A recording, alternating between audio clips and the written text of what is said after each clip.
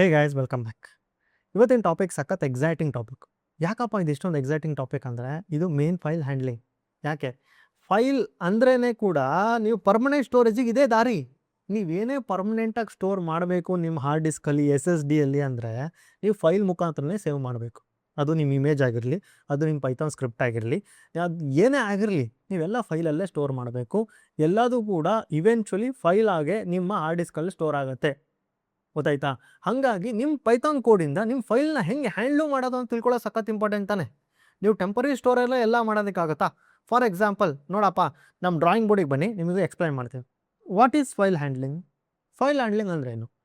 ಫೈಲ್ನ ನಾನು ಹೆಂಗೆ ಹ್ಯಾಂಡಲ್ ಮಾಡೋದು, ಫೈಲ್ ಹೆಂಗೆ ಕ್ರಿಯೇಟ್ ಮಾಡೋದು, ಫೈಲ್ ಹೆಂಗೆ ನಾನು ಅಪೆಂಡ್ ಮಾಡೋದು, ರೀನೇಮ್ ಮಾಡೋದು, ರೈಟ್ ಮಾಡೋದು, ಇವೆಲ್ಲದೂ ಕೂಡ ನಾವು ಪೈಥಾನಲ್ಲಿ ಹೆಂಗೆ ಮಾಡೋದು ಅನ್ನೋದು ತಿಳ್ಕೊಬೇಕು ನಾವು ಇವಾಗ.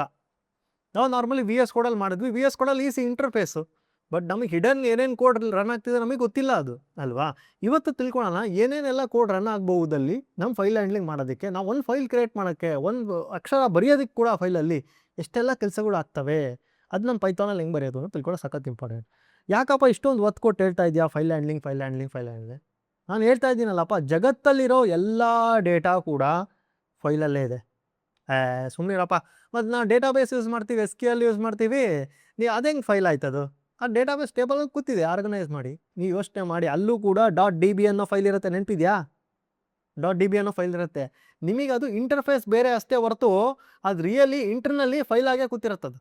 ಅದೇ ಥರನೇ ಇವಾಗ ಫಾರ್ ಎಕ್ಸಾಂಪಲ್ ನಿಮಗೆ agent memory, for example Claude Code. ನೀವು ಕ್ಲೌಡ್ ಕೋಡಲ್ಲಿ ನೀವೇನೋ ಕೋಡ್ ಬರೆದ್ರೆ ಅದು ಹೆಂಗಪ್ಪ ಅದ್ರ ಕಾಂಟೆಕ್ಸ್ಟೆಲ್ಲ ಎತ್ತಿಟ್ಕೊಂಡಿರುತ್ತೆ. ಕಾಂಟೆಕ್ಸ್ಟ್ ಅಂದ್ರೆ ಏನು? ನೀವೇನೇನು ಚಾಟ್ ಮಾಡಿದರೆ ಅದ್ರ ಹಿಸ್ಟ್ರಿ ಅವೆಲ್ಲ ಇನ್ಫಾರ್ಮೇಷನ್ ಇಟ್ಕೊಂಡಿರುತ್ತೆ. ಎಲ್ಲಿ ಇಟ್ಕೊಂಡಿರುತ್ತೆ? .md ಫೈಲ್ ಇರುತ್ತೆ. ಇದು ಕೂಡ one of the text file ತಾನೇ, ಇದು ಫೈಲೇ.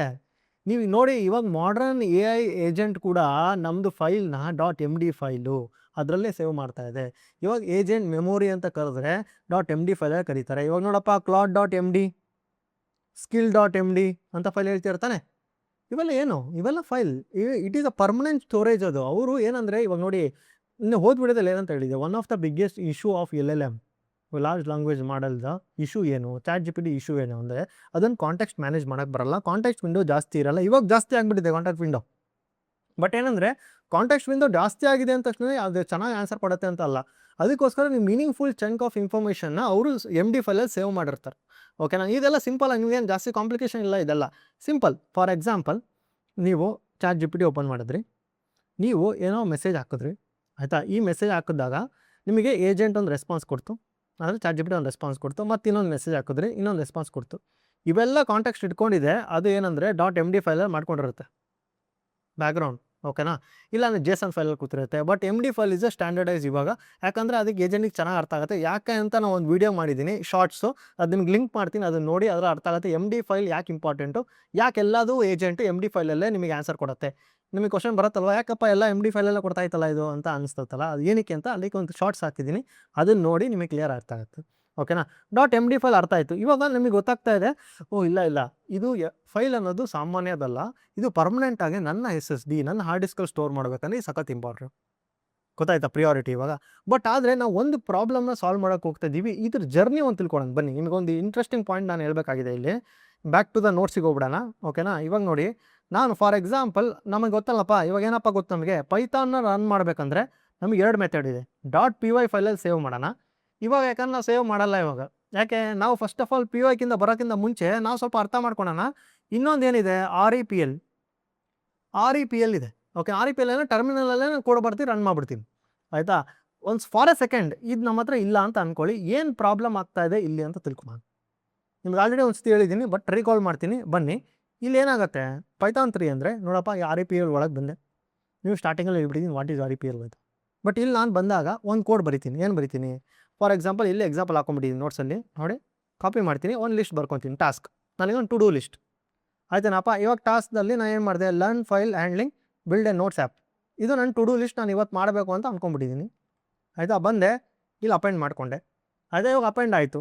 Okay, no problem. ಇದು ನಾರ್ಮಲ್ಲಾಗಿ ವರ್ಕ್ ಆಗ್ತಾಯಿದೆ ಇವಾಗ ತನಕನೂ. ಪ್ರಿಂಟ್ ಆಯಿತು. No issue. ಇವಾಗ ಇದು ಎಲ್ಲಿದೆ?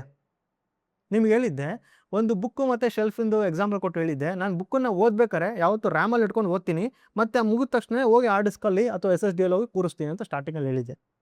ಇವಾಗ ಇದು ರ್ಯಾಮಲ್ಲಿದೆ, ಆಯಿತಾ. ಫಾರ್ ಎಕ್ಸಾಂಪಲ್ ನಾನು ಇಲ್ಲಿ ಎಕ್ಸಿಟ್ ಆಗ್ಬಿಟ್ಟಪ್ಪ, ಎಕ್ಸಿಟ್ ಹಿಂಗೆ ತಾನೇ ಆಗೋದು, ಎಕ್ಸಿಟ್ ಆಗ್ಬಿಟ್ಟೆ. ಮತ್ತು ನಾನು ವಾಪಸ್ ಬಂದೆ ಅಂದರೆ ನಿಮ್ಮ ಪ್ರಕಾರ ಇವಾಗ ನಾನು ಮತ್ತೆ ಪ್ರಿಂಟ್ ಆಫ್ ಟಾಸ್ಕ್ ಅಂತ ಹೊಡೆದ್ರೆ ಇರತ್ತಾ? ಹಿಂಗೆ ಹಾಕ್ಬೇಕಲ್ಲ, ಪ್ರಿಂಟ್ ಆಫ್ ಟಾಸ್ಕ್ ಅಂತ ಹೊಡೆದ್ರೆ ಇರತ್ತಾ? ಇಲ್ಲ. ಯಾಕಿಲ್ಲ? ರ್ಯಾಮಲ್ಲಿ ಟೆಂಪ್ರವರಿ ಅಷ್ಟೇ. ನಿನ್ನ ಕೆಲಸ ಆಯಿತಾ, ಜಾಗ ಖಾಲಿ, ಬೇರೆಯವ್ರು ಬರ್ತಾರೆ, ಸ್ವಲ್ಪ ಜಾಗ ಖಾಲಿ ಮಾಡಪ್ಪ ಅಂತ ಖಾಲಿ ಮಾಡಿಬಿಡತ್ತೆ ಅದು, ಅಲ್ವಾ. ಇವಾಗ ಪ್ರಾಬ್ಲಮ್ ಏನಾಯಿತು, ಟೆಂಪ್ರವರಿ ಸ್ಟೋರೇಜ್ ಆಗ್ಬಿಡ್ತು. ನಾನು ಪರ್ಮನೆಂಟಾಗಿ ಸ್ಟೋರೇಜ್ ಮಾಡಬೇಕು, ಯಾಕಂದರೆ ನಾಳೆ ಬಂದು ಇದೇ ರೆಕಾರ್ಡ್ ರನ್ ಮಾಡ್ಬೇಕು ನಾನು. ಆವಾಗಲೇ ಬಂದಿದ್ದು ಕಾನ್ಸೆಪ್ಟೇ ಫೈಲ್, ಅಲ್ವಾ. ಪರ್ಮನೆಂಟ್ ಸ್ಟೋರೇಜ್ ಇದಕ್ಕೊಂದು ಮೀಡಿಯಮ್ ಏನಪ್ಪ, .py ಅನ್ನೋದು ಪೈಥಾನ್ಗೆ ಒಂದು ಫಾರ್ಮ್ಯಾಟ್ ಕೊಟ್ಟಿದ್ದಾರೆ. ಅದರಲ್ಲಿ ನೀನು ಕೋಡ್ ಬರೆದ್ರೆ ಅದು ಪೈಥಾನ್ ಅಂತ ಡಿಟೆಕ್ಟ್ ಮಾಡುತ್ತೆ, ನೀವು ಪೈಥಾನ್ ರನ್ ಮಾಡ್ಬೋದು. ಇವಾಗ ಒಂದು ಜರ್ನಿ ನಾವು ತಿಳ್ಕೊಬೇಕಾಗಿದೆ, ಕ್ರೂಷಿಯಲ್ ಪಾಯಿಂಟ್ ಏನು, ನಮ್ಮ REPLಯಿಂದ ಹಾರ್ಡ್ ಡಿಸ್ಕಿಲ್ಲ SSD ಜೊತೆ ಮಾತಾಡ್ಬೇಕು. ಹೆಂಗೆ ಮಾತಾಡೋದು ಅದಕ್ಕೆ ಅರ್ಥ ಆಗಲ್ಲ. ನಮ್ಮ ಪೈಥಾನ್ ಎಲ್ಲಿ ಪ್ರಿಂಟ್ ಅಂದರೆ ಅರ್ಥ ಆಗತ್ತಾ ಅದಕ್ಕೆ? ಅಂದರೆ ಅರ್ಥ ABC ಏನೂ ಗೊತ್ತಿಲ್ಲ ಅದಕ್ಕೆ. ಅದಕ್ಕೆ ಗೊತ್ತಿರೋದೇ 0 ಆ್ಯಂಡ್ 1 ಅಷ್ಟೇ ಗೊತ್ತಿರೋದಲ್ವ ಅದಕ್ಕೆ. ಇವಾಗ ಹೆಂಗೆ ಕಮ್ಯುನಿಕೇಟ್ ಮಾಡುತ್ತೆ? ಈ ಜರ್ನಿನ ನೀವು ತಿಳ್ಕೊಂಡ್ರೆ ಆವಾಗ ಅರ್ಥ ಆಗುತ್ತೆ ಇದು ಹೆಂಗೆ ಇದು ಆ್ಯಕ್ಚುಲಿ ಸೇವ್ ಆಗ್ತಿದೆ, ನಿಮ್ಮ ಹಾರ್ಡ್ ಡಿಸ್ಕ್ ಒಳಗಡೆ ಜಾಗ ಮಾಡಿ ಕೂರಿಸ್ತಾ ಇದೆ, ಆಯಿತಾ, ನಿಮ್ಮ SSD ಒಳಗೆ ಕೂರಿಸ್ತಾ ಇದೆ ಅನ್ನೋದು ಕ್ಲಿಯರಾಗಿ ಅರ್ಥ ಆಗುತ್ತೆ. ಇದು ತುಂಬ ಕ್ರೂಷಿಯಲ್ ಪಾಯಿಂಟು. ನಿಮಗೆ ಯಾರು ಈ ಪಾಯಿಂಟ್ ಹೇಳಲ್ಲ. ಇದು ಕಂಪ್ಯೂಟರ್ ಸೈನ್ಸು ಮತ್ತು ಪ್ರೋಗ್ರಾಮಿಂಗ್ ಎರಡು ಕಾಂಬಿನೇಷನ್ ಇದೆ. ಯಾವುದು ಡೆವಲಪರ್ಸ್ಗಳು ಎರಡೂ ಥರ ಥಿಂಕ್ ಮಾಡಬೇಕು. ಅವ್ರು ನಿಮಗೆ ಕಂಪ್ಯೂಟರ್ ಬಗ್ಗೆನೂ ಗೊತ್ತಿರಬೇಕು, ಅವಾಗ ಪ್ರೋಗ್ರಾಮಿಂಗ್ ಬಗ್ಗೆನೂ ಗೊತ್ತಿರಬೇಕು. ಅವಾಗ ಕಂಬೈನ್ ಮಾಡಿದ್ರೆ ನಿಮಗೆ ಪ್ರೋಗ್ರಾಮ್ ಕ್ವಾಲಿಟಿ ಸಖತ್ತಾಗಿರೋದು ನಿಮ್ಗೆ ಅರ್ಥ ಆಗುತ್ತೆ. ಗಟ್ಟು ಹೊಡಿಯೋದು ಬೇಕಾಗಿಲ್ಲ ನಾವು. ಅದಕ್ಕೆ ನಾನು ಫೈಲ್ ಹ್ಯಾಂಡ್ಲಿಂಗ್ನ ಈ ಥರ ಹೋಗ್ತೀನಿ.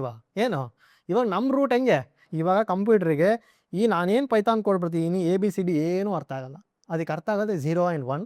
ಅದು ಹೆಂಗೆ ಅರ್ಥ ಮಾಡಿಸಿ ನಾವು ಅಲ್ಲಿ ಫೈಲಲ್ಲಿ ಕೂರಿಸ್ತೀವಿ, ಅದನ್ನು ಹೆಂಗೆ ರೀಡ್ ಮಾಡ್ತೀವಿ ಅನ್ನೋದು ತಿಳ್ಕೊಳೋಣ. ಆವಾಗ ನಿಮಗೆ ಫೈಲ್ ಹ್ಯಾಂಡ್ಲಿಂಗಲ್ಲಿ ಬರೋ ಮೆಥಡ್ಸ್ ಏನೇನು ಯೂಸ್ ಮಾಡ್ಬೋದು ಅಂತ ನಮ್ಗೆ ಆಲ್ರೆಡಿ ಪೈಥಾನ್ ಅವರು ಇನ್ಬಿಲ್ಟ್ ಕೊಟ್ಬಿಟ್ಟಿಯಾರಲ್ಲ, ಅವೆಲ್ಲ ನಿಮಗೆ ಸಿಂಕ್ ಆಗ್ತಾ ಹೋಗುತ್ತೆ. ಇದು ಸಖತ್ ಇಂಟ್ರೆಸ್ಟಿಂಗ್ ಆಗಿದೆ. ನಮಗೆ ಇವಾಗ ಗೊತ್ತಾಗಿದೆ ನೋಡಪ್ಪ, ಸಿಸ್ಟಮಿಗೆ ಬರೀ 0 ಮತ್ತು 1 ಅಷ್ಟೇ ಅರ್ಥ ಆಗೋದು, ಬಿಟ್ಟರೆ ಏನೂ ಅರ್ಥ ಆಗಲ್ಲ. ನೀವು ಪೈಥಾನ್ ಕೋಡು ಏನೇ ಸಿಂಬಲ್ ಎಂಥದೇ ಬರೀರಿ, ಎಲ್ಲ 0s ಆ್ಯಂಡ್ 1s ಆಗಿ ಕನ್ವರ್ಟ್ ಆಗಬೇಕು. ಇವಾಗ ನಾರ್ಮಲ್ 10 ಡಿಜಿಟ್ ನಂಬರ್ ಇತ್ತು ಅಂದರೆ ಅದು ನಾವು ಬೈನರಿಯಾಗಿ ಕನ್ವರ್ಟ್ ಮಾಡ್ತೀವಿ, ಆಯಿತಾ. ಇದನ್ನು ನಾನು ಆಲ್ರೆಡಿ ಪಾರ್ಟ್ 9ನಲ್ಲಿ ಹೇಳಿದ್ದೆ, ಆಯಿತಾ. ಇವಾಗ ನಮಗೇನಾದ್ರು A ಅಂತ ಇತ್ತು ಅಂದರೆ ಅದು ಇಂಟರ್ನ್ ಒಂದು ನಂಬರ್ ಅಸೈನ್ ಮಾಡಿರ್ತಾರೆ, ಅದಕ್ಕೆ 65 ಅಂತ ಅಸೈನ್ ಮಾಡಿರೋ, ಅದು ನನಗೆ ಗೊತ್ತು, ಹಂಗಾಗಿ ಹೇಳ್ತಾ ಇದ್ದೀನಿ, ಆಯಿತಾ. ಆಮೇಲೆ ಇದು ಬೈನರಿಯಾಗಿ ಕನ್ವರ್ಟ್ ಆಗುತ್ತೆ. ಇದು ಹೋಗ್ಬಿಟ್ಟು ಎಲ್ಲಿ ಬೇಕೋ ಸ್ಟೋರ್ ಆಗುತ್ತೆ, ಅಲ್ವಾ. SSDಯಲ್ಲಿ ಆಗ್ಬೋದು, ಇಲ್ಲ ಹಾರ್ಡ್ ಡಿಸ್ಕಲ್ಲಿ ಸ್ಟೋರ್ ಆಗ್ಬೋದು, ಅಲ್ವಾ. ಇಂಟರ್ನ್ ಅದು ಸ್ಟೋರ್ ಆಯಿತು. ಇವಾಗ ಪ್ರಾಬ್ಲಮ್ ಏನಂದರೆ ಇವಾಗ ಇನ್ನೂ ಸ್ವಲ್ಪ ಡೀಪಾಗಿ ಹೋಗ್ಬೇಕು ನಾವು. ಯಾಕೆ ಇವಾಗ 65 ಅಂತ ಕೊಟ್ಟವ್ರು ಯಾರು ಕೊಟ್ಟಿದ್ದು? ಇದನ್ನು ಅರ್ಥ ಮಾಡ್ಕೋಬೇಕು ಅಂದರೆ ನಾವು 1960ಸಿಗೆ ಹೋಗಬೇಕು. 1960ಸಲ್ಲಿ ನಮಗೆ ASCII ಅಂತ ಒಂದಿತ್ತು, ನೆನಪಿದೆಯಾ? ಇದು ಸ್ಟ್ಯಾಂಡರ್ಡ್ಸ್, ASCII ಅನ್ನೋ ಸ್ಟ್ಯಾಂಡರ್ಡು. ಇದರಲ್ಲಿ ಇದೇ ಥರ Aಗೆ ಈ ನಂಬರು, Bಗೆ ಈ ನಂಬರು, Cಗೆ ಈ ನಂಬರು ಅಂತ ಎಲ್ಲ ಬರೆದ್ಬಿಟ್ಟು ಕಂಪ್ಯೂಟರಲ್ಲಿ ಫೀಡ್ ಮಾಡೋದು. ಆವಾಗ ನಾವು ಏನೇ ಟೈಪ್ ಹೊಡೆದ್ರೂ ಕೂಡ ಅದು ಇಂಟರ್ನ್ ಇದು ಬೈನರಿ ಕನ್ವರ್ಟ್ ಆಗಿ ಆಮೇಲೆ SSDಯಲ್ಲಿ ಸ್ಟೋರ್ ಆಗುತ್ತೆ. ಅರ್ಥ ಆಗ್ತಿದೆಯಾ? 1960ಯಲ್ಲಿ ASCII ಅಂದರೆ ಫುಲ್ ಫಾರ್ಮ್ ಏನು? ಇಲ್ಲಿ ಸ್ವಲ್ಪ ಹಿಸ್ಟ್ರಿ ತಿಳ್ಕೊಳ್ಳೋಣ. ASCII ಅಂದರೆ American standard code for information interchange ಅಂತ ಅರ್ಥ. ಅಮೇರಿಕನ್ ಸ್ಟ್ಯಾಂಡರ್ಡ್ ಇದು ಅಂದರೆ ನೀವು ಅಲ್ಲೇ ಅರ್ಥ ಮಾಡ್ಕೊಳ್ಳಿ. 1960ಸಲ್ಲಿ ಯಾರ ಹತ್ರನೂ ಲ್ಯಾಪ್ಟಾಪ್ ಇರಲಿಲ್ಲ, ಯಾರ ಹತ್ರನೂ ಸಿಸ್ಟಮ್ ಇರಲಿಲ್ಲ. ಅವಾಗ ಇದ್ದಿದ್ದೇ ಅಮೇರಿಕಾಸ್ ಅವ್ರ ಹತ್ರ. ಅವ್ರು ಇಂಗ್ಲೀಷಲ್ಲೇ ಮಾತಾಡ್ತಾಯಿದ್ರು, ಕನ್ವೆ ಮಾಡ್ಬೇಕಾದ್ರೆ ಇಂಗ್ಲೀಷಲ್ಲೇ ಮಾತಾಡ್ತಿದ್ರು. ಹಾಗಾಗಿ ಅವ್ರಿಗೆ ಏನು ಆಲ್ಫಾಬೆಟ್ ಇತ್ತು, ಅದಕ್ಕೇನು ಸಿಂಬಲ್ಸ್ ಇತ್ತು, ನಾನು ಸೆಂಟೆನ್ಸ್ ಫಾರ್ಮೇಷನ್ ಮಾಡ್ಬೇಕಾದ್ರೆ ನನಗೆ ಏನೇನು ಬೇಕು ಅದಕ್ಕೆಲ್ಲ ಒಂದು ನಂಬರ್ ಬರೆದ್ಬಿಟ್ಟು ಈ ASCIIಯಲ್ಲಿ ಹಾಕ್ಬಿಟ್ಟಿದ್ರು. ಈ ASCIIಯಲ್ಲಿ ಹಾಕಿದಾಗ ಅದು ಕಂಪ್ಯೂಟರ್ಗೆ ಸೇವ್ ಮಾಡಿದ್ರು. ಆವಾಗ ಎಲ್ಲದಕ್ಕೂ ನಂಬರ್ ಇದೆಯಲ್ಲ, ನೀನು ಏನು ಟೈಪ್ ಮಾಡಿದ್ರು ABCD ಗೊತ್ತಿದ್ರೆ ನೀನು ಇಂಗ್ಲೀಷಲ್ಲಿ ಏನು ಬೇಕು ಸೆಂಟೆನ್ಸ್ ಫಾರ್ಮೇಷನ್ ಮಾಡ್ಬೋದು ತಾನೆ. ಅದೇ ಥರನೇ ಬೇಸಿಕ್ ABCD ಹಾಕ್ಬಿಟ್ಟಿದ್ರು, ಏನೇ ಸೆಂಟೆನ್ಸ್ ಪಡೆದ್ರು ಕೂಡ ನಿಮ್ಗೆ ಗೊತ್ತಿತ್ತು ಇಂಟರ್ನ್ ಕನ್ವರ್ಟ್ ಮಾಡಿ ಅದು ಹೋಗಿ SSD ಅಥವಾ ಹಾರ್ಡ್ ಡಿಸ್ಕಲ್ಲಿ ಕೂತ್ಕೊಂಡ್ಬಿಡ್ತೈತೆ. ಬಟ್ ಆದರೆ ಇಲ್ಲೊಂದು ಕ್ರೂಷಿಯಲ್ ಪಾಯಿಂಟ್ ಇದೆ. ಈ ಇಮೇಜಿಗೆ ಬನ್ನಿ, ಇಲ್ಲಿ ನೋಡಿ A ಅಂದ್ರೇನು, ಇಲ್ಲಿ ನೋಡಿ A ಇದೆಯಾ, A ಅಂದ್ರೆ ಏನಪ್ಪ, ಇಲ್ಲಿ ನಿಮಗೆ ಗೊತ್ತಾಗ್ಬಿಟ್ಟಿದೆ 65 ಅಂತ. 65 ಹೆಂಗೆ ಕನ್ವರ್ಟ್ ಮಾಡೋದು? ಇದೇ ಥರ, ಇದು ಬೈನರಿ ಅಲ್ವಾ. ಇದು 0, 2, 4, 8, 16, 32, 64, 128, ಅದಾದಮೇಲೆ 256 ಹಿಂಗೆ ತಾನೇ ವರ್ಕ್ ಆಗೋದು ಬೈನರಿ ಗೊತ್ತಿದ್ರೆ ನಿಮಗೆ. ಇದು 65 ಹೆಂಗೆ ರೆಪ್ರೆಸೆಂಟೇಷನ್ ಮಾಡೋದು? ಇಲ್ಲಿ 64 + 1 65 ಆಯಿತು, ಆಯಿತಾ. ಇದು ಹೋಗ್ಬಿಟ್ಟು ಇವಾಗ ಏನಾಗುತ್ತೆ SSDಯಲ್ಲಿ ಕೂರುತ್ತೆ. ಯಾಕೆ 0, 1 ಅಷ್ಟೇ ಗೊತ್ತಿರೋದು, 0, 1ನ ಕನ್ವರ್ಟ್ ಮಾಡ್ತಾ ಕುತ್ಕೊಂತು. ಬಟ್ ಆದರೆ ಇಲ್ಲೊಂದು ಕ್ರೂಷಿಯಲ್ ಗ್ಯಾಪ್ ಇತ್ತು. 1960ಸಲ್ಲಿ ಅವಾಗ ಯಾರೋ ಬೇಡಪ್ಪ ಅಮೇರಿಕಾ ಹತ್ರ ಇತ್ತು. ಆಮೇಲೆ 1980ಸಿಗೆ ಬರೋಷ್ಟೊತ್ತಿಗೆ ಎಲ್ಲರ ಹತ್ರ ಸಿಸ್ಟಮ್ ಬರೋಕ್ಕೆ ಸ್ಟಾರ್ಟ್ ಆಗ್ಬಿಡ್ತು. ಕಂಪ್ಯೂಟರ್ ಇದು ಲ್ಯಾಪ್ಟಾಪ್ ಅಲ್ಲ, ಕಂಪ್ಯೂಟರ್ ಬರೋಕ್ಕೆ ಸ್ಟಾರ್ಟ್ ಆಯಿತು. ಆವಾಗ ಏನಾಯಿತು, ಅವ್ರು ASCII ಡೆವಲಪ್ ಮಾಡಿದ್ರಲ್ಲ, ಆವಾಗ 127 ಬಿಟ್ಸ್ ಮಾತ್ರ ಸಾಕಪ್ಪ ನನಗೆ, ಇಷ್ಟೇ ಸಾಕು. ಈ ಲಾಸ್ಟ್ ಬಿಟ್ ಇದೆಯಲ್ಲ ಇದು ಲಾಸ್ಟ್ ಒನ್ನು ಇದಾದ್ಮೇಲೆ 258 ಬರುತ್ತಲ್ಲ, ಈ ಲಾಸ್ಟ್ ಒನ್ನ ಬಿಟ್ಬಿಟ್ಟಿದ್ರು ಖಾಲಿ, ಬೇರೆದಕ್ಕೆ ಯೂಸ್ ಮಾಡ್ಕೊತಿದ್ರು. ಅವಾಗ ಏನಾಯಿತು, ಇವಾಗ ನೋಡಿ 128 ಬಿಟ್ಸ್ ಮಾತ್ರ ಸಾಕು ನನಗೆ, ಬೇರೆ ಬೇಡ ನನಗೆ, ಖಾಲಿ ಇರಲಿ ಅದು ಅಂತ ಬಿಟ್ಬಿಟ್ಟಿದ್ರು. ಇವಾಗ 90s 80sಲ್ಲಿ ನಮ್ಮ ಇಂಡಿಯಾದಲ್ಲಿ ಬೇರೆ ಬೇರೆ ಲ್ಯಾಂಗ್ವೇಜಸ್ ಇದೆಯಪ್ಪ, ಆಯಿತಾ. ಇವಾಗ ಜಪಾನಲ್ಲಿ ಬೇರೆ ಬೇರೆ ಲ್ಯಾಂಗ್ವೇಜ್ ಇದೆ, ಅದಕ್ಕೆಲ್ಲ ಏನು ಮಾಡಿದ್ರು, ಅವರೇ ಎಕ್ಸ್ಟ್ರಾ ಆ್ಯಡ್ ಮಾಡ್ಕೊಳ್ಳೋಕೆ ಸ್ಟಾರ್ಟ್ ಮಾಡಿದ್ರು ಆ ಕ್ಯಾರೆಕ್ಟರ್ಗೆ. ಇವಾಗ ಆ ಅಂದರೆ ಒಂದು ನಂಬರು, ಇದೇ ಥರ ಜಪಾನಲ್ಲಿ ಬೇರೆ ಬೇರೆ ಅಕ್ಷರ, ಚೀನಾದಲ್ಲಿ ಬೇರೆ ಬೇರೆ ಅಕ್ಷರ ಇದೆ. ಈ ಉಳಿದಿರೋ 256 ಬಿಟ್ಸ್ ಇದಾವಲ್ಲ, ಈ ಬಿಟ್ಸಿಗೆ ಉಳಿದಿರೋದನ್ನ ಇವ್ರು ಯೂಸ್ ಮಾಡ್ಕೊಳ್ಳೋಕೆ ಸ್ಟಾರ್ಟ್ ಮಾಡಿಬಿಟ್ರು. ಎಲ್ಲರೂ ಯೂಸ್ ಮಾಡ್ಕೊಳ್ಳೋಕೆ ಸ್ಟಾರ್ಟ್ ಮಾಡಿ ಅವ್ರವ್ರದ್ದೇ ಒಂದೊಂದು ಎಲ್ಲ ಫಾರ್ಮ್ಯಾಟ್ ಮಾಡ್ಕೊಳ್ಳೋಕೆ ಸ್ಟಾರ್ಟ್ ಮಾಡಿಬಿಟ್ರು. ಇವಾಗ ಏನಾಯ್ತು ಪ್ರಾಬ್ಲಮ್ಮು, ಇವಾಗ ನಾನು ಬರ್ದಿರೋ ಇಲ್ಲಿ ಟೆಕ್ಸ್ಟ್ ಫೈಲಲ್ಲಿ ನನ್ನ ಅಕ್ಷರಗಳು ಯೂಸ್ ಮಾಡಿದರೆ US ಅಲ್ಲಿ ಇರೋನು ಓಪನ್ ಮಾಡೋಕೆ ಹೋದರೆ ಕರಪ್ಟ್ ಆಗ್ತಿತ್ತು, ಏನು ಓಪನ್ ಆಗ್ತಾ ಇರಲಿಲ್ಲ. ಅರ್ಥ ಆಗ್ತಿದೆಯಾ ನೀವು ಪ್ರಾಬ್ಲಮ್ ಏನಾಗಿತ್ತು ಅಂತ? ಇವಾಗ ಇಲ್ಲಿ ಒಂಥರ ವಾರ್ ಸ್ಟಾರ್ಟ್ ಆಗ್ಬಿಡ್ತು. ಚೀನಾದವ್ರು ಅವರು ಒಂದು ಸ್ಟ್ಯಾಂಡರ್ಡ್ ಮಾಡಿದ್ರು, ಇನ್ನೊಂದೊಂದು ಸ್ಟ್ಯಾಂಡರ್ಡ್ ಮಾಡಿದ್ರು, ಎಲ್ಲರೂ ಒಬ್ಬೊಬ್ಬರು ಸ್ಟ್ಯಾಂಡರ್ಡ್ ಮಾಡ್ಕೊಂಡ್ಬಿಟ್ಟಿದ್ದಾರೆ. ಇವಾಗ ಇದಂತೂ ಕಾಮನ್ ಆಗಿದೆಯಪ್ಪ, ಇದ್ರದ್ದೇ ಇವಾಗ ಆಸ್ಕಿಯಿಂದನೇ ಇನ್ನರಿಟೈಸ್ ಮಾಡ್ಕೊಂಡಿರೋದು, ಆಯಿತಾ. ಆಸ್ಕಿಂದನೇ ಇನ್ನರ್ಟ್ ಮಾಡಿ ಇವ್ರಿಗೆ ಇಂಡಿಯಾಗೆ ಏನಂತ ಕರೀತಾರೆ, ISCII ಅಂತ ಒಂದು ಸ್ಟ್ಯಾಂಡರ್ಡ್ ಅವ್ರದೇ ಬರ್ಕೊಂಡ್ಬಿಟ್ರು, ಇನ್ನೊಂದು standard on top of ASCII ಅವ್ರು ಬರ್ಕೊಂಡ್ಬಿಟ್ಟಿದ್ದಾರೆ. ಜಪಾನ್ ಅವರು ಶಿಫ್ಟ್ JIS ಅಂತ ಅವ್ರವ್ರು ಮಾಡ್ಕೊಂಡ್ಬಿಟ್ರು, ಆಯಿತಾ. ವೆಸ್ಟ್ ಯುರೋಪ್ ಇರೋರೆಲ್ಲ ಈ ಥರ ಮಾಡ್ಕೊಂಡು CP 1252 ಆ ಥರ ಮಾಡ್ಕೊಂಡ್ಬಿಟ್ರು. ಇವಾಗ ಇದ್ರಲ್ಲಿ ಬರ್ದಿರೋ ಫೈಲ್ನ ಯಾವನ ಜಪಾನವನ್ನ ಓಪನ್ ಮಾಡ್ದೆ ಅಂದರೆ ಕ್ರ್ಯಾಶ್ ಆಗುತ್ತೆ, ಯಾಕಂದ್ರೆ ಅವನದೇ ಬೇರೆ ನಂಬರ್ಸ್ ಇದ್ದಾವೆ. ಇಲ್ಲಿರೋ ನಂಬರ್ ಫಾರ್ ಎಕ್ಸಾಂಪಲ್ ಇವಾಗ ನಾನೇನು ಹೇಳಿದೆ, ಇವಾಗ ನೋಡಿ, ಅದಕ್ಕೆ ಇವಾಗ 128 is the last number they are used for the alphabets ಅಲ್ಲಪ್ಪ. 120 is the last number ಅವ್ರು ಯೂಸ್ ಮಾಡಿರೋದು ಆಲ್ಫಾಬೆಟ್ಸಲ್ಲಿ ಸಿಂಬಲ್ಸ್ಗೆ ಬರೋದಕ್ಕೆ. ಇವಾಗ ಅದು ಉಳಿದಿರೋ ನಂಬರ್ ಇದಾವಲ್ಲ ನಂತರ, ಇವಾಗ 256ನ ಇವರು ISCII ಅವ್ರು ಇಂಡಿಯಾದವರು ಫಾರ್ ಎಕ್ಸಾಂಪಲ್ ಆ ಅಂತ ಅಂದ್ಕೊಳ್ಳಿ, ಆ ಅಂತ ಮೀನಿಂಗ್ ಇದೆ ಜಪಾನಲ್ಲಿ, ಆಯಿತಾ. ಇದೇ 256 ನಂಬರ್ಗೆ ಅವ್ರ ಜಪಾನೀಸ್ ಏನೋ ಸ್ಟೈಲ್ ಹಾಕೊಂಡವರು. ಇವಾಗ ಈ ಫೈಲ್ ಇಲ್ಲಿ ಓಪನ್ ಮಾಡೋದ್ರೆ ವರ್ಕ್ ಆಗುತ್ತಾ? ಈ ಫೈಲ್ ವರ್ಕ್ ಆಗುತ್ತಾ? ಇಲ್ಲಿ ಆಗಲ್ಲ, ವರ್ಕ್ ಆಗಲ್ಲ, ಕ್ರ್ಯಾಶ್ ಆಗುತ್ತೆ ಅಲ್ವಾ. ಇವಾಗ ಜಗಳ ಆಗ್ಬಿಡ್ತು ಎಲ್ಲರದು ಕಂಟ್ರಿ ಮುಂದೆ, ಏನಪ್ಪ ಈ ಫೈಲ್ ಅಲ್ಲೋ ವರ್ಕ್ ಆಗ್ತಿಲ್ಲ, ಇಲ್ಲಿವರೆಗೂ ವರ್ಕ್ ಆಗ್ತಿಲ್ಲ ಅಂತ ಹೇಳಕ್ಕೆ ಸ್ಟಾರ್ಟ್ ಮಾಡಿಬಿಟ್ರು. ಅವಾಗೇ ಬಂದಿದ್ದು ಯೂನಿಕೋಡ್ ಅಂತ ಕೇಳಿದ್ದೀರಾ ನೀವು. ಅವಾಗ ಎಲ್ಲರೂ ಮಾತಾಡ್ಕೊಂಡು ಹೇಳಿದ್ರಪ್ಪ ಇವೆಲ್ಲ ವರ್ಕ್ ಆಗಲ್ಲ, ಜಾಸ್ತಿ ದಿವಸ ನಡೆಯಲ್ಲ, ಅದಕ್ಕೆ ನಾವು ಯೂನಿಕೋಡ್ ಮಾಡೋಣ ಅಂತ ಅವ್ರು ಹೇಳಿದ್ರು. ಜಗತ್ತಲ್ಲಿರೋ ಎಲ್ಲ ಕ್ಯಾರೆಕ್ಟರ್ಸ್ ಕೂಡ ಈ ಯೂನಿಕೋಡ್ ಡಿಕ್ಷನರಿಯಲ್ಲಿ ಇರುತ್ತೆ. ಇವಾಗ ಹೆಂಗೆ ನಮಗೆ ಓದಕ್ಕೆ ಬುಕ್ಕಲ್ಲಿ ಡಿಕ್ಷನರಿ ಇಲ್ವೇನಪ್ಪ, ಡಿಕ್ಷನರಿ ನೋಡ್ಕೊತಾನೆ ನೀನು ಮೀನಿಂಗ್ಸ್ ಹೇಳೋದು. ಕನ್ನಡಕ್ಕೂ ಒಂದು ಡಿಕ್ಷನರಿ ಇದೆ, ಇಂಗ್ಲೀಷ್ಗೂ ಒಂದು ಡಿಕ್ಷನರಿ ಇದೆ, ಅದೇ ಪದಗಳಿಗೆಲ್ಲ ಡಿಕ್ಷನರಿಗಳಿದಾವಲ್ಲ, ಅದೇ ಥರ ಎಲ್ಲ A ಅಂದ್ರೇನು, B ಅಂದ್ರೇನು, ಆ ಅಂದ್ರೇನು, ಕನ್ನಡ ಕೂಡ ಇದೆ, ಎಲ್ಲದೂ ಇದೆ, ಎಮೋಜಿಸಿಗೂ ಇದೆ, ನಿಮ್ಗೆ ಏನೇನು ಇಮ್ಯಾಜಿನ್ ಮಾಡ್ತಾರೆ ಎಲ್ಲದಕ್ಕೂ ಇದೆ ಯೂನಿಕೋಡ್, ಆಯಿತಾ. ಎಲ್ಲದಕ್ಕೂ ಯೂನಿಕೋಡ್ ಹಾಕೊಂಬಂದರು. ಈ ಯೂನಿಕೋಡ್ ಹಂಗಾರೆ ನಾವು ಇಮೇಜ್ ಇದೆಯಲ್ಲ ಅದಕ್ಕೂ ಒಂದು ಕೋಡ್ ಇದೆಯಾ ಅಂತ ಕೇಳಿದ್ರೆ, ಯೂನಿಕೋಡ್ ಇವಾಗ ನಾವು ಮಾತಾಡ್ತಾ ಇದ್ದೀವಿ, ಫೋಕಸ್ ಮಾಡಿದ್ದೀವಿ ಇವಾಗ ಇಲ್ಲಿ ಬರೀ ಟೆಕ್ಸ್ಟಿಗೆ ಮಾತ್ರ. ಟೆಕ್ಸ್ಟ್ ಇನ್ಫಾರ್ಮೇಷನ್ ಯಾವುದು CSV, ಇವಾಗ ಏನೇ ಟೆಕ್ಸ್ಟ್ ಇದ್ರೂ ಕೂಡ MD file, text file, JSON file, Unicode ಅಂತ ಮಾತಾಡಿದಾಗ ನಾವು ಬರೋದು ಟೆಕ್ಸ್ಟ್ ಫೈಲ್, ಬರೀ ಟೆಕ್ಸ್ಟ್ ಫೈಲ್ಗಳು ಮಾತ್ರ ಮಾತಾಡ್ತಾ ಇರೋದು. ಅದ್ರ ಮಾತ್ರ ಅದಕ್ಕೆ ABCD ಆ ಈ ತೊಗೊಂಡಿದ್ದೀನಿ. ಎಲ್ಲ ಏನೇ ಟೆಕ್ಸ್ಟ್ ಕಂಟೆಂಟ್ಗಳಿದ್ರೂ ಕೂಡ ಅದೆಲ್ಲ ಯೂನಿಕೋಡಲ್ಲಿ ಡಿಕ್ಲೇರ್ ಆಗಿದೆ. ಇವಾಗ ಈ ಯೂನಿಕೋಡ್ ಲೈಬ್ರರಿಗೆ 1,50,000ಕ್ಕಿಂತ ಜಾಸ್ತಿ ಈ ಥರ ಕೋಡ್ಗಳಿದ್ದಾವೆ. ಎಲ್ಲ ದೇಶದಲ್ಲಿರೋ ಎಲ್ಲ ಭಾಷೆಗಳು ಕೂಡ ಇದರಲ್ಲಿದ್ದಾವೆ. ಯಾವುದಾದ್ರು ಸಿಸ್ಟಮ್ ಸಪೋರ್ಟ್ ಮಾಡುತ್ತೆ ಅಂತ ಹೇಳ್ತಾರಲ್ಲ, ಎಲ್ಲ ಸಪೋರ್ಟ್ ಮಾಡೋದು ಎಲ್ಲಿಂದ ಬರೋದು, ಫಸ್ಟು ಯೂನಿಕೋಡಿಂದ ಬರೋದು. ಈ ಯೂನಿಕೋಡಲ್ಲಿ ಅವರು ಮೆನ್ಷನ್ ಮಾಡಿರ್ತಾರೆ ಈ ಡಿಜಿಟಿಗೆ ಈ ಪರ್ಟಿಕ್ಯುಲರ್ ನಂಬರ್ ಅಂತ, ಆ ನಂಬರ್ ಇಂಟರ್ನ್ ಬೈನರಿ ಕನ್ವರ್ಟ್ ಆಗುತ್ತೆ. ಅರ್ಥ ಆಯ್ತಾ ಇವಾಗ ಯೂನಿಕೋಡ್ ಹೆಂಗೆ ಬಂತು ಅಂತ? ಇವಾಗೆಲ್ಲ ಜಗಳ ಆಡ್ಕೊಂಡಿದ್ರಲ್ಲ, ಅವಾಗ 1990sಲ್ಲಿ ಅವಾಗ ಯೂನಿಕೋಡ್ ಬಂತು. ಇದನ್ನು ಮಾಡೋಕ್ಕೆ ಯಾರು ಹೇಳಿದ್ದು? ಆ್ಯಪಲ್ ಅವ್ರು ಇದ್ದಾರಲ್ಲ, ಆ್ಯಪಲ್ಲು, ಜೆರಾಕ್ಸ್ ಅಂತೆಲ್ಲ ಕಂಪ್ನಿ ಬಂತು. ಅವಾಗ ಹೇಳಿದ್ರು ನೋಡಪ್ಪ ಇವೆಲ್ಲ ನಡೆಯಲ್ಲ, ಎಲ್ಲದೂ ಸಪೋರ್ಟ್ ಮಾಡಬೇಕಂದ್ರೆ ಒಂದು ಯೂನಿಕೋಡ್ ಮಾಡ್ಕೊಳ್ಳಿ ನೀವು. ಎಲ್ಲ ಅಗ್ರಿಮೆಂಟಿಗೆ ಬಂದು ಅವರು ಈ ಥರ ಮಾಡ್ಕೊಂಡ್ರು. ಎಲ್ಲದಕ್ಕೂ ಇವಾಗ ನಂಬರ್ ಇದೆ. ಸುಮ್ಮನಿರಪ್ಪ ನೀನು ಸುಮ್ಮನೆ ಹೇಳ್ತೀಯ, ನೀನು ಏನಾರ ಕತೆ ಹೇಳ್ಬಿಡ್ತೀಯ ನೀನು ಅಂತ ಹೇಳಿದ್ರೆ, ನಾನು ಕತೆ ಹೇಳ್ತಾ ಇಲ್ಲ, ನಾವು ರಿಯಾಲಿಟಿ ಹೇಳ್ತಾ ಇದ್ದೀನಿ, ಬನ್ನಿ ತೋರಿಸ್ತೀನಿ. ಅದ್ರ ಲಿಂಕು ರಿಯಲ್ಲಾಗೆ ಯೂನಿಕೋಡ್ ನೀವು ಹೇಳ್ತೀವಿ 65 ಅಂತ ನಾನು ಸಿಸ್ಟಮಾಗಿ ಕಾಣ್ತೀವಿ, ಏನೋ ಮಿಸ್ಟೇಕ್ ಇರಬೇಕು, ನೀನು ಕರೆಕ್ಟಾಗಿ ಹೇಳಪ್ಪ ನೀನು ಅಂತ ಹೇಳಿದಾಗ ನಾವು ಓಪನ್ ಮಾಡಿ ತೋರಿಸ್ತೀನಿ ಬನ್ನಿ. ಇವಾಗ ಇಲ್ಲಿ ಬನ್ನಿ, ಬ್ರೌಸರಲ್ಲಿ ನೋಡಿ, ಇದೇ ಅದ್ರ ವೆಬ್ಸೈಟು ಯೂನಿಕೋಡು ಏನಂತ ಇದೆ ಇಲ್ಲಿ ನೋಡಿ, ಕೆಳಗೆ ಬನ್ನಿ, ಇಲ್ಲಿ ನೋಡಿ 65 ಹೇಳ್ತಾ ಇದೆ. ಇದು ಬೇರೆ ಬೇರೆ ಫಾರ್ಮ್ಯಾಟ್ಗಳು ಮಾತಾಡ್ತೀವಿ, ನಾನು ಬರ್ತೀನಿ ಅದಕ್ಕೆ ಇವಾಗ, ಆಯಿತಾ. ಇವಾಗ 65 ಯಾರು ಹೇಳಿದ್ದು? ಇಲ್ಲಿ ಬರ್ದಿರೋ ಯೂನಿಕೋಡಲ್ಲೇ ಬರ್ದಿರೋದು ಇದು. ಇದೇ ಥರ ಎಲ್ಲದಕ್ಕೂ ಕೂಡ ಬರ್ದಿದ್ದಾರೆ. ಅದಕ್ಕೆ ನೀವು ಒಂದೊಂದು ತೋರಿಸ್ತೀನಿ ಬನ್ನಿ. ಇವಾಗ ಫಾರ್ ಎಕ್ಸಾಂಪಲ್ಲು ಇದು ಆಸ್ಕಿ ಕೋಡ್, ಓಕೆನಾ. ಇಲ್ಲಿ ನೋಡಿ ಆಸ್ಕಿಯಲ್ಲಿ ಏನಂತ ಇದೆ ನೋಡೋಣ ಬನ್ನಿ. ಹಂಗಾರೆ ನಾನು ಹೇಳಿದ್ನಪ್ಪ 65 ಇಲ್ಲಿ ನೋಡಿ ಬನ್ನಿ, 65 ಏನಂತ ಇದೆ ನೋಡಿ, ಅಪ್ಪರ್ ಕೇಸ್ ಡಿಕ್ಲೇರ್ ಮಾಡಿದ್ದಾರೆ ನೋಡಿ. ಇದರಿಂದನೇ ಇನ್ನರೇಟ್ ಮಾಡಿದವರು ಆಸ್ಕಿನ ಫಸ್ಟ್ ಹಿಂಗೆ ಇಟ್ಕೊಂಡ್ರು, ಉಳಿದಿರೋದನ್ನ ಎಕ್ಸ್ಟೆಂಡ್ ಮಾಡಿಬಿಟ್ಟು ಯೂನಿಕೋಡ್ ಮಾಡಿಬಿಟ್ರು.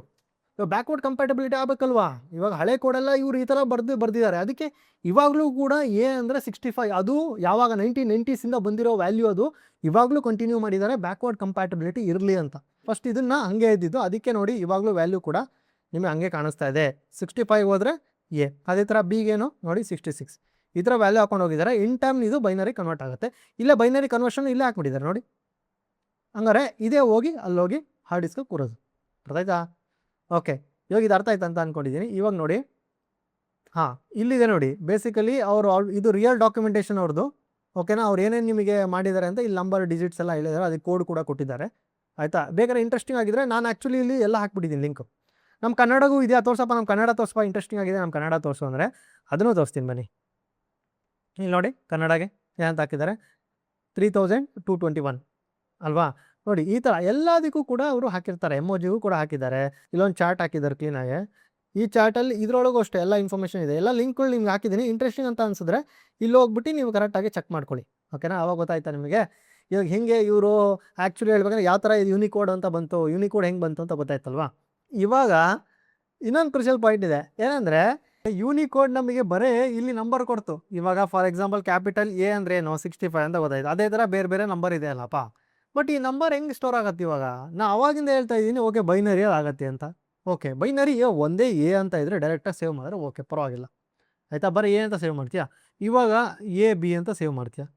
ಇವಾಗ ಏನಾಯಿತು, ಫಾರ್ ಎಕ್ಸಾಂಪಲ್ ಇದಕ್ಕೊಂದು ನಂಬರ್ ಇದೆ, ಇದಕ್ಕೊಂದು ನಂಬರ್ ಇದೆ, ಇದಕ್ಕೆ ಇದೆ 65 ಇದೆ, ಇದಕ್ಕೆ 66 ಇದೆ. ಆಯಿತಾ? ಇದನ್ನು ಬೈನರಿ ಕನ್ವರ್ಟ್ ಮಾಡಿದ್ರೆ ಫಾರ್ ಎಕ್ಸಾಂಪಲ್ 01 ಸಮಥಿಂಗ್ ಬಂತು ಅಂತ ಅನ್ಕೋ, ಇವಾಗ ಇಲ್ಲೂ ಬೇರೆ 01 ಬಂತು ಅಂತ ಅನ್ಕೋ. ಇವೆರಡು ಇವಾಗ ಹಿಂಗೆ ಆ್ಯಡ್ ಆಗಿಬಿಟ್ಟಿದೆ. ಇವಾಗ ಇಲ್ಲಿ ಕಾಮ ಇಲ್ಲ, ಎಂಥದ್ದು ಇಲ್ಲ. ಇವಾಗ ಕಂಪ್ಯೂಟ್ರಿಗೆ ಹೆಂಗೆ ಗೊತ್ತಾಗುತ್ತೆ ಇದು ಎದು ಇದು ಬಿದು ಅಂತ? ಅರ್ಥ ಆಗ್ತಾ ಇದೆ ನಿಮಗೆ? ಕಾಣಿಸ್ತಿದೆ ಅಂತ ಅಂದ್ಕೊಂಡಿದ್ದೀನಿ. ಇಲ್ಲಿ ನೋಡಿ, ಇವಾಗ ಎದು ಮತ್ತು ಬಿದು ಡಿವಿಷನ್ ಹೆಂಗೆ ಗೊತ್ತಾಗುತ್ತೆ ಕಂಪ್ಯೂಟರಿಗೆ? ಯಾಕಂದರೆ ಇವಾಗ ಲೈನಾಗಿ ಸೇವ್ ಮಾಡಿಬಿಟ್ಟಿದ್ದೀನಿ. ಇವಾಗ ಏನಂತ ಗೊತ್ತಿಲ್ಲ, ಯಾಕಂದರೆ ಈ ಎ ಬಿ ನೋಡಿದ್ರೆ ನನಗೆ ಮನುಷ್ಯನಿಗೆ ಅರ್ಥ ಆಗುತ್ತೆ, ಸಿಸ್ಟಮಿಗೆ ಹೆಂಗೆ ಅರ್ಥ ಆಗುತ್ತೆ? ಇವಾಗ ನಮಗೆ ಬೇಕು ಒಂದು ರೂಲ್ ಬುಕ್, ಇದನ್ನು ಡಿಫೈನ್ ಮಾಡೋಕ್ಕೆ.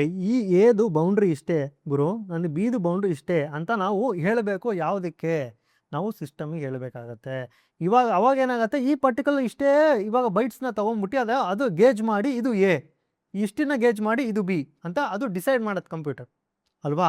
ಈ ಪರ್ಟಿಕ್ಯುಲರ್ ಈ ರೂಲ್ ಬುಕ್ ಫ್ಯಾಮಿಲಿಗೆ ಏನಂತ ಕರಿತೀವಿ? ನಿಮಗೆ ಬರುತ್ತೆ ಇವಾಗ UTF ಅಂತ ಬರುತ್ತೆ. UTF ಅಂದರೆ ಏನು? Unicode transformation format.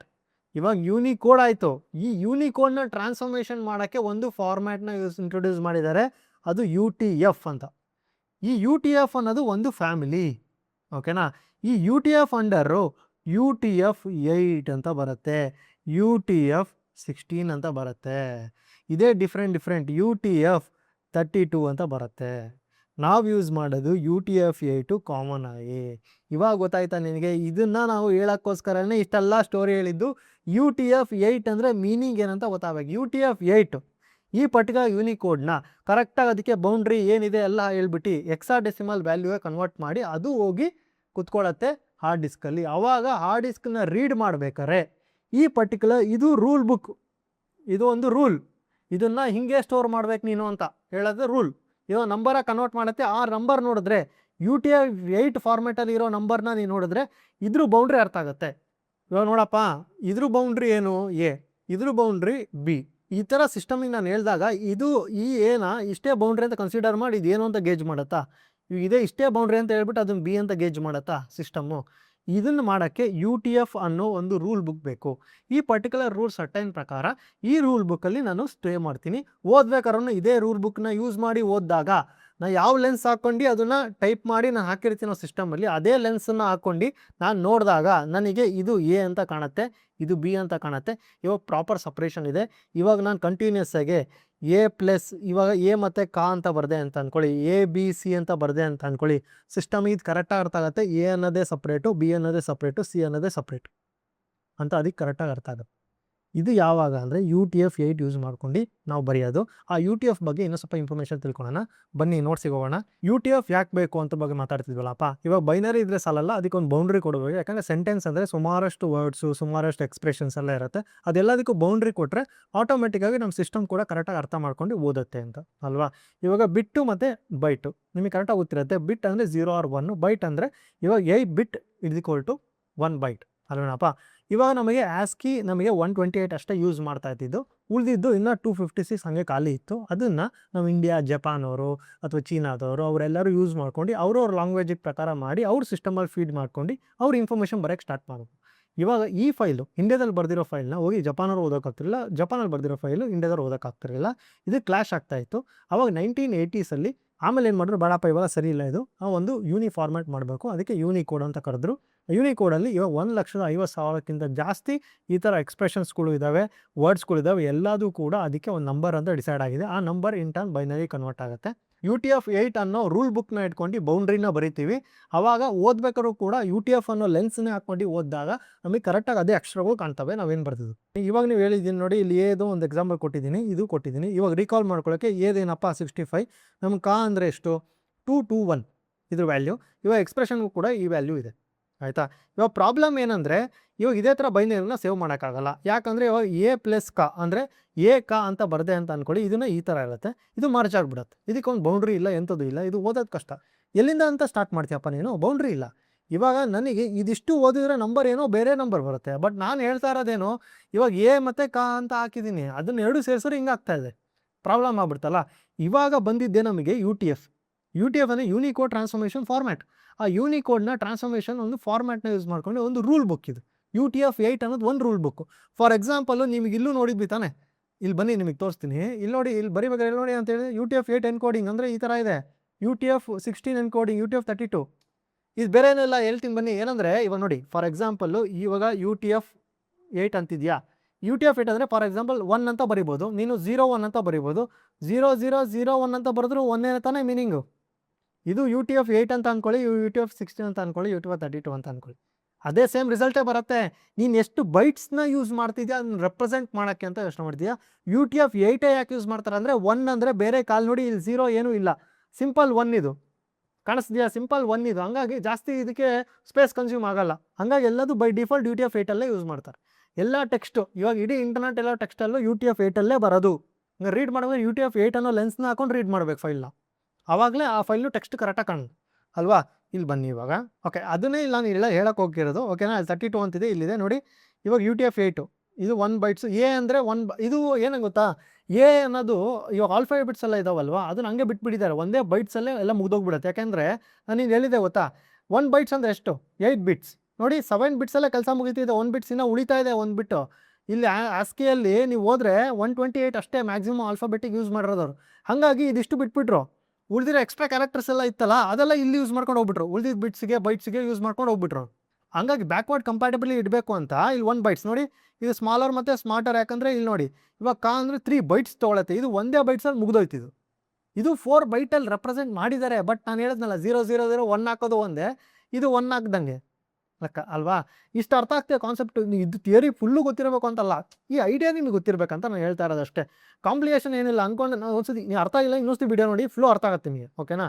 ನಾನು ಈಗ ಎಕ್ಸಾಂಪಲ್ ಏನು ಕೊಡ್ತಾ ಇದ್ದೀನಿ ಅಂದರೆ, ಫಾರ್ ಎಕ್ಸಾಂಪಲ್ ನೋಡಿ, ಇದು ಕ ಅನ್ನೋದು ಯೂನಿಕೋಡ್ ವ್ಯಾಲ್ಯೂ ಇಷ್ಟಲ್ವಾ. ಇವಾಗ UTF ಸ್ಟೋರ್ ಮಾಡಬೇಕಾದ್ರೆ ಇದನ್ನು 3 ಬೈಟ್ಸ್ ಆಗಿ ಈ ಥರ ಸ್ಟೋರ್ ಮಾಡುತ್ತೆ. ಇದು ಎಕ್ಸಾ ವ್ಯಾಲ್ಯೂ ಇದೆ, ಏನು ತಲೆ ಕೆಡಿಸ್ಕೋಬೇಡಿ. ಇದು UTF ನಮಗೋಸ್ಕರ ಮಾಡಿಕೊಡುತ್ತೆ, ಅದು ಅಲ್ಲೋಗಿ ಸ್ಟೋರ್ ಆಗುತ್ತೆ, ಗೊತ್ತಾಯ್ತಾ. ಇವಾಗ ನಾನು ಅದಕ್ಕೋಸ್ಕರ ಹೇಳ್ತಾ ಇರೋದು, ನಾನು ಓದ್ಬೇಕಾದ್ರೆ ಇದೇ ಲೆನ್ಸ್ ಹಾಕೊಬೇಕು, UTF-8 ಲೆನ್ಸ್ ಹಾಕೋಬೇಕು, ಆವಾಗ ಇದು ಏನು ಅಂತ ಅರ್ಥ ಆಗುತ್ತೆ. ಇವಾಗ ನಾನು ಯಾವುದೋ ಬೇರೆ ಫೈಲ್ ಫಾರ್ಮೇಟಲ್ಲಿ ಹೋಗಿ ಓಪನ್ ಮಾಡಿದ್ರೆ ಅದು ಎರರ್ ಬರುತ್ತೆ, ಕ್ರ್ಯಾಶ್ ಆಗುತ್ತೆ ಅಲ್ವಾ. ಅದಕ್ಕೋಸ್ಕರನೇ ಹೇಳ್ತಾ ಇದ್ದೀವಿ ನಾವು ಎಕ್ಸಾ ವ್ಯಾಲ್ಯೂ ಏನಂತ ಹೇಳ್ತಾ ಇದ್ದೀವಿ. Yes, each one is just 1 byte return in the shorter style called as hexa, ಆಯಿತಾ. And a quick way of writing a bytes into 2 characters and bytes is normally a number for 0 to 255 ಅಂತ ಹೇಳ್ತಿದ್ದೆ. ಇದ್ರ value ಮತ್ತು ಇದ್ರ value ಏನು ಅಂತ ಹೇಳ್ತಾ ಇದೆ. ಇದು ಆಟೋಮೆಟಿಕ್ಕಾಗಿ ನೀವೇನು ತಲೆ ಕೆಡ್ಸ್ಕೊಳ್ಳೋದು ಬೇಕಾಗಿಲ್ಲ, ಇದು ಇಂಟರ್ನಲ್ಲಿ ಹಿಂಗೆ ವರ್ಕ್ ಆಗುತ್ತೆ ಅಂತ ನಿಮ್ಗೆ ಹೇಳಕ್ಕೆ ಬಂದೆ, ಓಕೆನಾ. ಅದನ್ನೇ ಹೇಳಿರೋದು ನೋಡಿ. ಇವಾಗ ಕ್ಯಾರೆಕ್ಟರು ಕ ಅಂತ ಇದೆಯಾ, ಯೂನಿಕೋಡ್ ನಂಬರ್ ಎಷ್ಟು, ಇದು ಯೂನಿಕೋಡ್ ನಂಬರ್ ಅಷ್ಟೇ. ಇದು UTF-8 ರೂಲ್ ಏನು, 3 ಬೈಟ್ಸ್ ಪ್ಲಸ್ ಲೆಂತ್ ಮಾರ್ಕರ್, ಅಂದರೆ ಎಷ್ಟಿದ್ರ ಲೆಂತ್ ಅಂತ ಮಾರ್ಕ್ ಮಾಡಿರ್ತಾರೆ. ಅವಾಗ ನಾವು ಓದ್ಬೇಕಾದ್ರೆ ಇಷ್ಟನ್ನು ಮಾತ್ರ ಓದಿದ್ರೆ ಈ ಮಾರ್ಕು, ಅವಾಗ ಇದು ಕ ಅಂತ ನನಗೆ ಅರ್ಥ ಆಗುತ್ತೆ. ಅದೇ ಅನಾಲಜಿ ಇಲ್ಲಿರೋದು.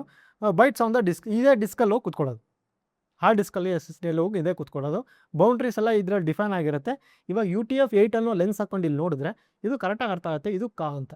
ಕಾ ಬದಲು A B C ಏನು ಅರ್ಥ ಮಾಡ್ಕೊಳ್ಳೋದು, ಕಾ ಅಂತಲೇ ಅರ್ಥ ಮಾಡ್ಕೊಳ್ಳೋದು, ಆಯಿತಾ. ಅದನ್ನೇ ನಿಮ್ಗೆ ಹೇಳಕ್ಕೆ ಬಂದೆ. ಇವಾಗ UTF-8 ಅನ್ನೋದು ಗೊತ್ತಾಯ್ತಾ. ಇವಾಗ UTF-16, 13, 32 ಎಲ್ಲ ಇದ್ದಿದ್ದೆಲ್ಲ ಇಲ್ಲಿ ನೋಡಿದ್ರಾ, ಇಲ್ಲಿ ನಿಮ್ಗೆ ಏನು ಅಂತ ಅರ್ಥ ಆಯ್ತಾ. ಇವಾಗ ನೋಡಿ, ಇಲ್ಲಿ ಅದೇ ಹೇಳಿದ್ದೀನಿ ನಾನು, ಇದೇ ನಾನು ಇಲ್ಲಿ ನೋಡಿ, ಇಲ್ಲಿ ನೋಟ್ಸಲ್ಲೂ ಕೂಡ ಅದೇ ಹೇಳಿರೋದು ನಾನು, ಓಕೆನಾ. ಅದ್ರ ಬಗ್ಗೆನೇ ಮಾತಾಡಿದ್ದೀನಿ, ಎಕ್ಸಾಂಪಲ್ ಕೂಡ ಕೊಟ್ಟಿದ್ದೆ ನಿಮಗೆ. But computer dos not understand text ಅಲ್ವಾ, 0 ಆ್ಯಂಡ್ 1 ಅಂತ ಮಾತಾಡಿದೆ. ಇದ್ರ ಬಗ್ಗೆ ಮಾತಾಡಿದೆ, ಈ ಎಕ್ಸಾಂಪಲ್ ನಿಮಗೆ ತೋರಿಸಿದ್ದೀನಿ ಆಯಿತಾ. ಇಲ್ಲಿ ನೋಡಿ ಆಸ್ಕಿ ಬಗ್ಗೆ ನೀವು ಮಾತಾಡಿದ್ದೀನಿ. 1960s ರೀಜನಲ್ ರೂಲ್ ಬುಕ್ ಅವರೇ ಸಪ್ರೇಟ್ ರೂಲ್ ಬುಕ್ ಮಾಡ್ಕೊಂಡ್ಬಿಟ್ರು. ನಮಗೆ ಏನಕ್ಕೆ ಅಂದರೆ 127 ಇತ್ತು, ಉಳಿದಿದ್ದೆಲ್ಲ ಬೈಟ್ಸ್ನ ಇವ್ರು ಕನ್ಸ್ಯೂಮ್ ಮಾಡ್ಕೊಂಡು ಅವರೇ ರೀಜನಲ್ ಮಾಡಿದ್ರು. ಆಮೇಲೆ 1990s UTF-8 ಬಂತು. ಅದಾದಮೇಲೆ ನಮಗೆ ಎ ಅನ್ನೋದನ್ನು ಸ್ಟಿಲ್ 65 ಅಂತಲೇ ರಿಟೈನ್ ಮಾಡ್ಕೊಂಡ್ರು.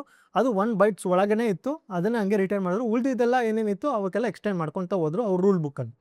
ಓಕೆನಾ, ಅದೇ ಹೇಳ್ತಿರೋದು. ನೋಡಿ, in 2026 UTF-8 has one more than 98% of internet uses it.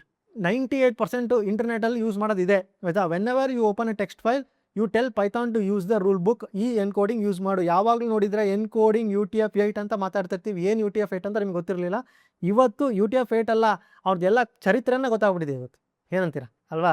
ಅದಕ್ಕೊಂದು ನಿಮಗೆಲ್ಲ ಈ ಎಕ್ಸಾಂಪಲ್ ಇಲ್ಲಿ ಹಾಕ್ಬಿಟ್ಟಿದ್ದೀನಿ ಆಯಿತಾ. ಇಲ್ಲಿ ನೋಡಿ, ಎನ್ಕೋಡ್ ಮಾಡ್ಬೇಕಾದ್ರೆ ಹೆಂಗೆ ಅಂತಲೂ ಕೂಡ ನಾನು ಹಾಕಿದ್ದೀನಿ. ಹೆಂಗೆ ನೋಡೋದು, ಇದನ್ನು ಪ್ರಿಂಟ್ ಮಾಡಿ ನೋಡಿದ್ರೆ ಕಾಣುತ್ತೆ. ಇದನ್ನು ನೀವು ಟ್ರೈ ಮಾಡಿ ನೋಡಿ. ಓಕೆನಾ. ನೋಡಿ, other file have other rule book ಇದ್ದಾವೆ. UTF-8 is only for text ಅಂದರೆ ಯಾವುದು? .txt, CSV, JSON, PY, MD file, all text. ಯಾವುದಾದ್ರು ಟೆಕ್ಸ್ಟ್ ಇದೆ ಎಲ್ಲದು ಕೂಡ ಇದೇ UTF-8ನೇ ಯೂಸ್ ಮಾಡುತ್ತೆ. ರೂಲ್ ಬುಕ್ ಇದು. ಓಕೆನಾ.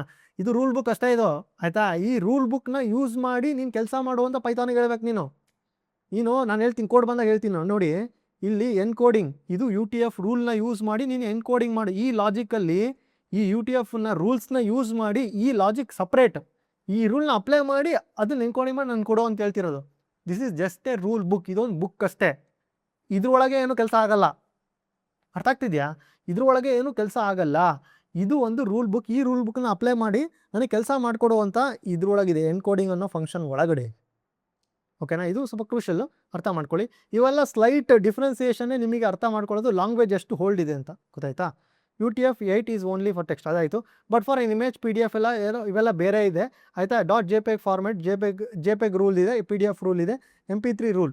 ಇದಕ್ಕೆ ಸಪ್ರೇಟ್ ರೂಲ್ ಇದೆ. ಬಟ್ ನಮಗಿರೋದು ಟೆಕ್ಸ್ಟಿಗೆ ರೂಲ್. ಇದು ಡಿಫ್ರೆನ್ಸಿಯೇಷನ್ ಗೊತ್ತಾಯ್ತಾ ಇವಾಗ. ರೂಲ್ ಬುಕ್ ಬೇರೆ ಅಂದರೆ ನಾನು ಹೇಳ್ತಿರೋದೇನು, ಇವಾಗ ಒಂದು ನಂಬರ್ ರೆಪ್ರೆಸೆಂಟೇಷನ್ನು ನಾನು UTF-8 ಅನ್ನೋ ಲೆನ್ಸ್ ಹಾಕ್ಕೊಂಡೆ ಅಂದರೆ ಆ ನಂಬರ್ ಕಳುತ್ತೆ.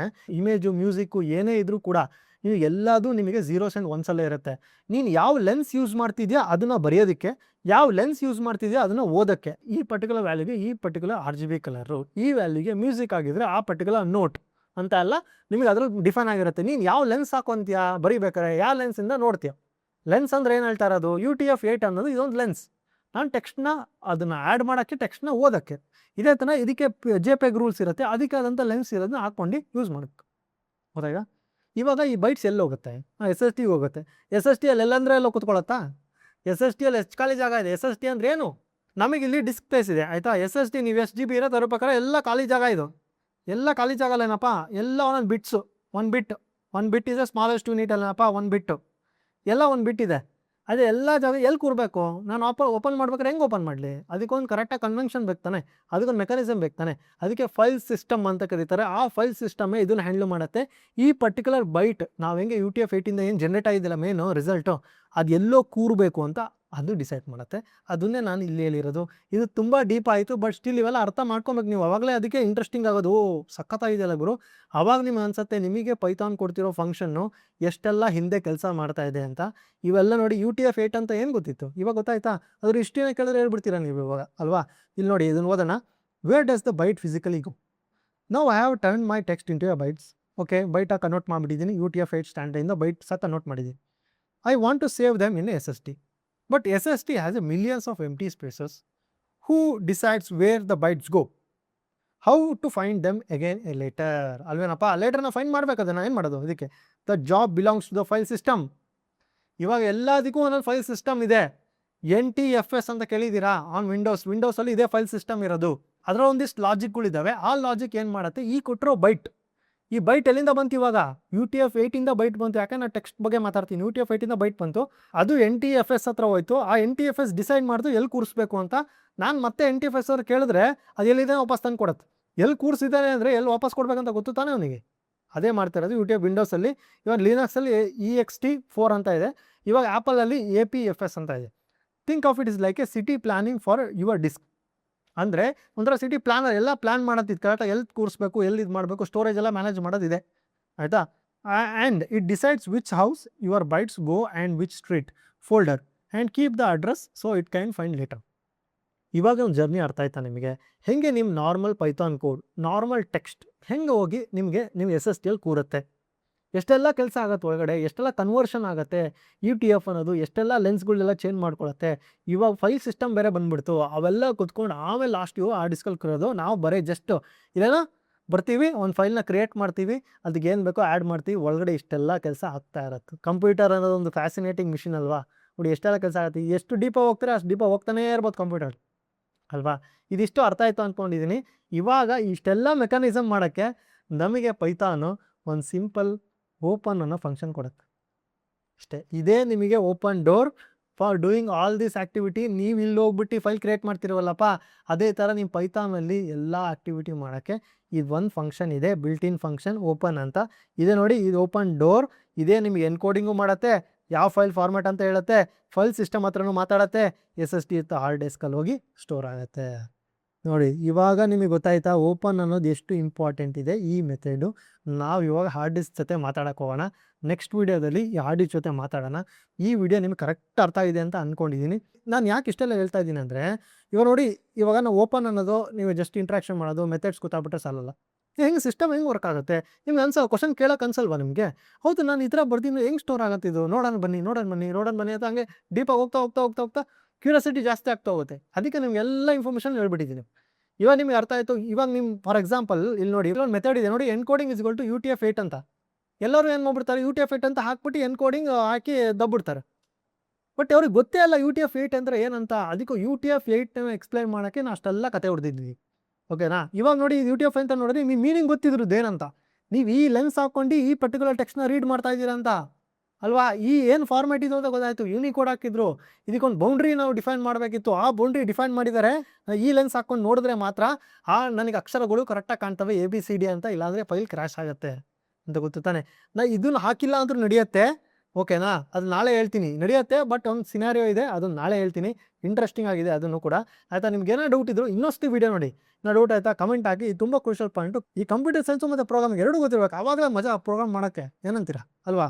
ಈ ವಿಡಿಯೋ ಇಷ್ಟ ಆಗಿದೆ ಅಂತ ಅಂದ್ಕೊಂಡಿದ್ದೀನಿ. ನೀವು ಈ ವಿಡಿಯೋ ಇಷ್ಟ ಆಗಿದ್ರೆ ಒಂದಾರ ಇನ್ಫಾರ್ಮೇಷನ್ ಕಲಿತೆ ಗುರು ಚೆನ್ನಾಗಿತ್ತಿದು ಅಂತ ಅನಿಸುತ್ತೆ ಅಂದರೆ ನೀವು ಒಂದು ಲೈಕು, ಶೇರು, ಸಬ್ಸ್ಕ್ರೈಬ್ ಮಾಡಿ. See you in the next war.